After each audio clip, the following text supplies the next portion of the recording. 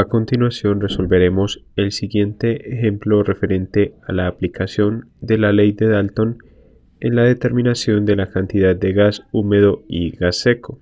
El ejemplo dice lo siguiente: teniendo en cuenta la siguiente reacción, 2 moles de KClO3 sólido que se descomponen mediante calentamiento para producir 2 moles de cloruro de potasio sólido más 3 moles de oxígeno gaseoso, calcular el volumen de oxígeno puro que se puede obtener a partir de 12,26 gramos de KClO3 si la presión total es de 700 milímetros de mercurio y el oxígeno se recoge sobre agua a 27 grados centígrados, temperatura a la cual la presión del vapor de agua es de 26,5 milímetros de mercurio. Vamos entonces a ilustrar el presente proceso que se lleva a cabo mediante la reacción descrita. Tenemos entonces KClO3 sólido que se encuentra inicialmente en un frasco generador en el cual va a producirse oxígeno que sale como un gas y se recolecta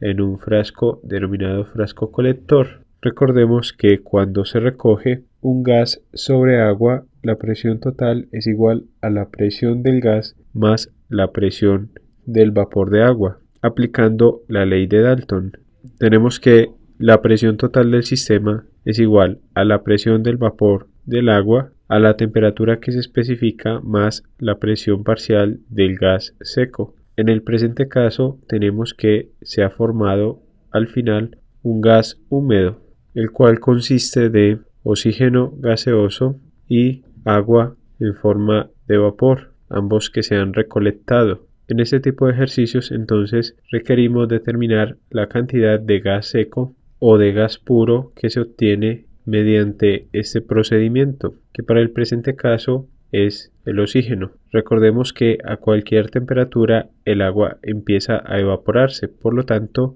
en esta cuba hidroneumática el agua se está evaporando continuamente y por ello tiende a mezclarse con el oxígeno que se obtiene de la reacción de descomposición del KClO3. Por tanto, la mezcla final es un gas húmedo que contiene tanto vapor de agua como oxígeno gaseoso. En el ejemplo que estamos desarrollando nos solicitan determinar la cantidad de gas seco obtenido en términos del volumen. Por ello haremos uso primero de esta relación de las presiones parciales obtenida y luego de la ecuación de estado de los gases ideales, considerando que el comportamiento del gas seco es como el de un gas ideal. Vamos entonces a resolver el ejemplo enunciado con anterioridad.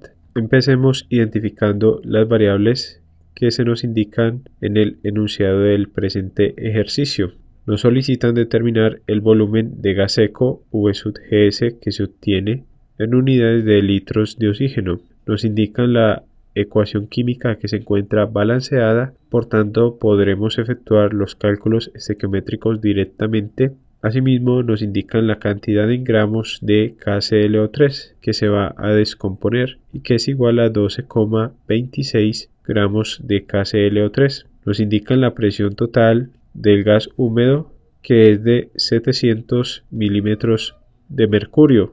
Y nos dicen que el oxígeno se recoge sobre agua a una temperatura de 27 grados centígrados. Como estamos trabajando con gases, debemos entonces trabajar con la temperatura absoluta y sumamos a dicho valor de 27 grados centígrados el valor de 273,15, lo que nos da una temperatura absoluta igual a 300,15 Kelvin. Nos indican además que a dicha temperatura el valor de la presión de vapor de agua es de 26,5 milímetros de mercurio. Recordemos que la presión de vapor de agua depende a la temperatura a la cual se encuentre. Hemos resumido entonces los datos del enunciado del presente ejercicio.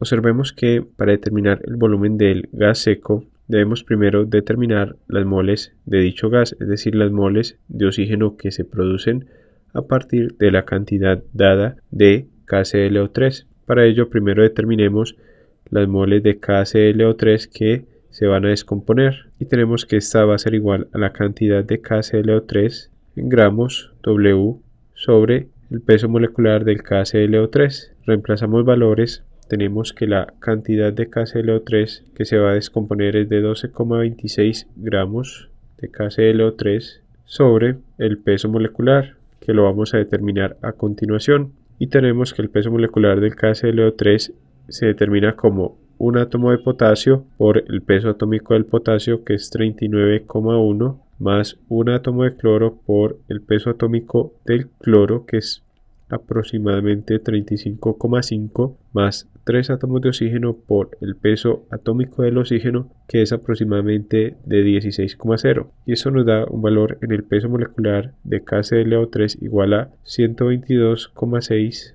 gramos de KClO3 por cada mol de KClO3. Reemplazamos entonces este valor en la expresión que estamos desarrollando. Cancelamos las unidades de gramos de KClO3 con gramos de KClO3 y obtenemos que las moles de KClO3 vienen a ser igual a 12,26 dividido 122,6, que nos da un valor de 0,1 mol de KClO3. Conociendo entonces las moles de KClO3 que se van a descomponer, podemos determinar las moles de oxígeno que se producen a partir de la relación estequiométrica obtenida de la ecuación química balanceada. Tenemos entonces que a partir de la ecuación química balanceada, la relación entre las moles de KClO3 a las moles de oxígeno es de 2 a 3. Por tanto, si despejamos de esta ecuación las moles de oxígeno, tenemos que estas van a ser igual a 3 medios de las moles de KClO3. En esta expresión reemplazamos entonces el valor de 0,1 mol de KClO3, las cuales se cancelan ya que el factor 3 sobre 2 es de moles de O2 por mol de KClO3, y obtenemos el valor de las moles producidas de oxígeno igual a 0,15 mol. Ahora determinaremos la presión parcial del oxígeno, es decir, del gas seco, para determinar el volumen de gas seco que se obtiene. Determinemos ahora la presión parcial del gas seco, es decir, la presión parcial del oxígeno. Apliquemos la ley de Dalton y tenemos que la presión total del gas húmedo va a ser igual a la presión de vapor del agua a la temperatura especificada más la presión parcial del gas seco, y de esta expresión despejamos la variable presión parcial del gas seco, que va a ser igual a la presión total menos la presión de vapor del agua a la temperatura en que se lleva a cabo este proceso. Reemplazando valores, tenemos que eso es igual a 700 menos 26,5. Observemos que las presiones están dadas en milímetros de mercurio, por tanto las escribimos como factor común y obtenemos el valor final de la presión parcial del gas seco como igual a 700 menos 26,5, que nos da 673,5 milímetros de mercurio, que es igual a la presión parcial del oxígeno puro. Con los valores obtenidos entonces hasta el momento, es decir, las moles de oxígeno, la presión parcial del oxígeno, así como conociendo el valor de la temperatura de 300,15 Kelvin, podemos determinar el volumen de gas seco empleando la ecuación de estado para gases ideales. Y de la ecuación de estado para gases ideales, que recordemos que es presión por volumen igual a moles por la constante de los gases por temperatura, despejamos entonces la variable volumen, que vamos a denotar como volumen de oxígeno, igual a las moles de oxígeno por la constante de los gases R por la temperatura absoluta sobre la presión parcial del oxígeno. Podemos usar también la notación GS para indicar que se trata del gas seco. Y en esta expresión vamos a reemplazar entonces los valores de moles 0,15, el valor de la constante de los gases que vamos a utilizar, que es de 0,082 litros por atmósfera sobre mol por Kelvin, por la temperatura absoluta, que es de 300,15 Kelvin. Todo esto sobre el valor de la presión del oxígeno, que es de 673,5 milímetros de mercurio, que debemos pasar a unidades de atmósferas. Y para ello empleamos el factor de conversión, que es que una atmósfera se relaciona con 760 milímetros de mercurio.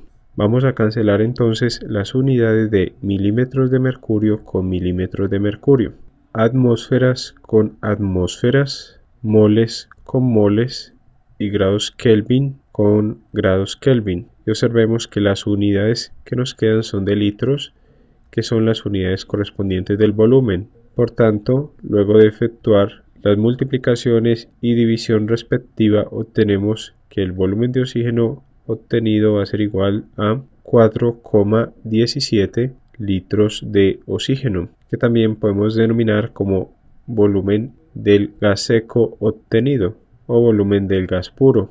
Hemos resuelto entonces el presente ejemplo sobre la aplicación de la ley de Dalton para el cálculo del gas húmedo y del gas seco, empleando además la ecuación de estado para gases ideales.